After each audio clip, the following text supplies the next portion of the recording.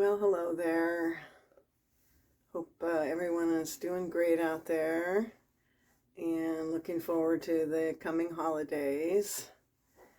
It's a difficult time for me right now. Unfortunately, my mom is very sick with colon cancer, and I am actively caregiving for her with my sister. We took her home. And so we are now caregiving her, and the doctors are telling us probably less than a couple of weeks. So it's a very difficult time, and very challenging time. It's very difficult to see people you love suffering. So, and just the actual caregiving, there's a lot of sitting around, so I thought, well, why don't I use this time to put up some videos from the summer that I haven't put up yet. So there's a video coming up here that I'm going to post right now that's about staying at 1,000 Trails Campground, which I am a member of, and they're mostly, I think, on the West Coast, and so this was just my second time. I've stayed at a couple of other 1,000 trails, and each one is very different. Some have spots that are a little further apart. Others, the campsites are really close together. This one, the campsites were really close together, so I felt kind of, hemmed in. But the amenities are really nice. The community room and everything is really nice. So in any case, I wanted to post this one about 1,000 Trails. So here you go. Happy holidays, everyone. So I reached 1,000 Trails up in Blaine, Washington, and this is my final camping spot before heading up to Vancouver tomorrow to drop off my trailer. So right now I'm in what they call the lodge, and it has some reef-free Wi-Fi and space to hang out, and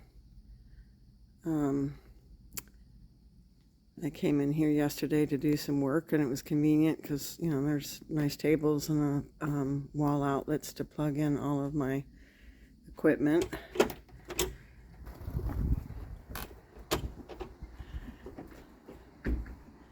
And this is where I checked in the when I checked in yesterday.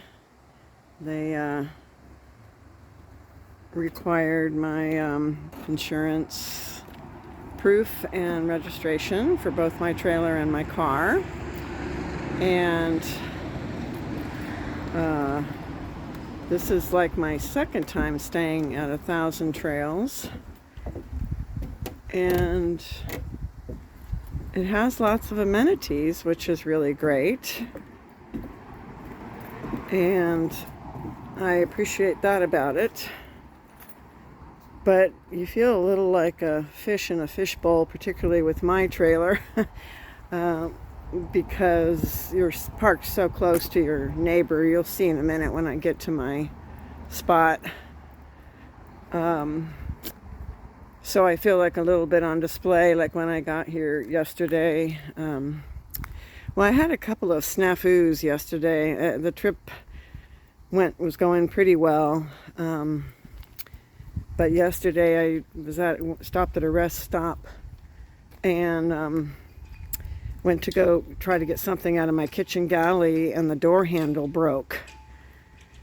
And I could not get the door to open. And so I started to panic because I had all my food in the refrigerator. And I was planning on cooking all my meals, which is important to me because I have a lot of food sensitivities, and I brought all this food and I have to consume it before I go on my cruise. So I was really frustrated by that breaking as well, and the list is growing for things that I need to have the manufacturer fix. And I'm feeling frustration with that because, the trailer's only 8 months old. I've only been out on it on a few camping trips, and all this stuff should not be breaking like it is. left a message for the manufacturer, and he wrote back to me to try to push in on the pivot side, and I did that, and it managed to get it open, but it's still not right. The handle's definitely broken, so he'll have to repair that as well. This looks like what's that game where you throw the metal hooks? I don't know what you call those. Words are escaping me nowadays. 66 years old, and I forget some words. So anyways, I did manage to get that open, but it's broken, so it will have to be repaired. Then I get to the campsite, and it was the first time doing a back-in site, and it took me I don't know, 5 or 6 tries to get it backed in to my spot and get it close enough to the electrical pole, but I did it. But you know, you feel a little bit, like I said, a fish in a fishbowl, because you know, as you can see, you know, the vehicles are close parked to each other, and I felt like I was being watched. Sure enough, I was, because people were asking me questions. So, you know, it's a little nerve-wracking. Who wants to be making mistakes and stuff in front of other people?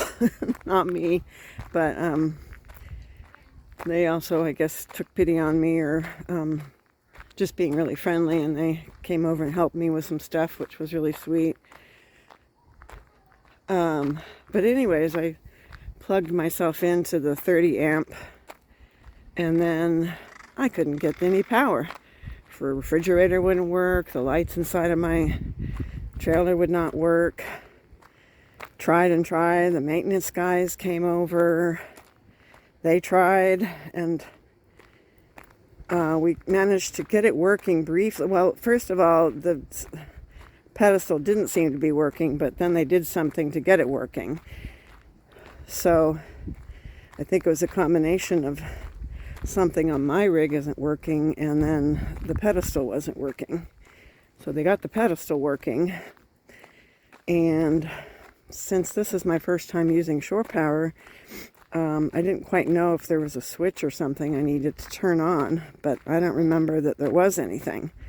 But I couldn't remember if I'm supposed to have my battery on or not.